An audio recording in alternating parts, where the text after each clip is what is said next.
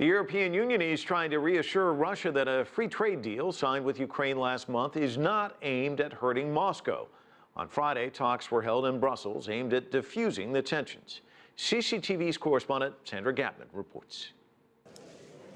The highly celebrated signing of the association agreement and free trade pact between the European Union and Ukraine is a done deal, but political tensions remain unresolved with Russia. Former Ukrainian President Viktor Yanukovych abandoned the EU agreement last year, saying it would cost Kiev billions of dollars in trade with Russia. The decision sparked months of protests, which eventually led to his fleeing the country. Moscow is adamant that Russian concerns are heard about potential harm to its market, which the EU and Ukraine have agreed to explore.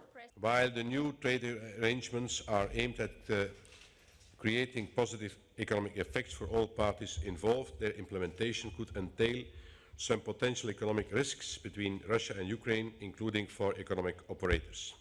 Russia insists the EU's trade deal with Ukraine, Georgia and Moldova signed last month could, for example, allow the sidestepping of import duties.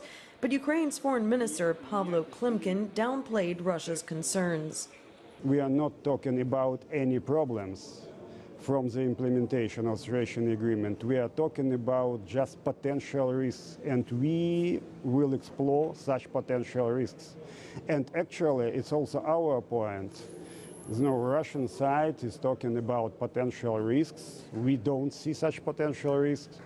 Talks wrapped on a cooperative note, with Russia expected to submit a list of concerns by the end of the month, after which experts will continue to carry out assessments ahead of a second ministerial meetup in September.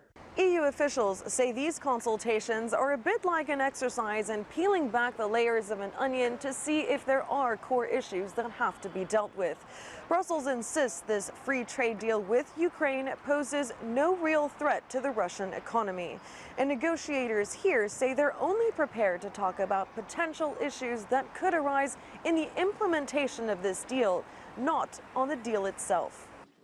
There are fears the consultations are delaying the activation of free trade between the EU and Ukraine, but all sides want to avoid harboring tensions that might spark the military standoffs continuing to cause unrest in eastern Ukraine. Sandra Gathmann, CCTV, Brussels.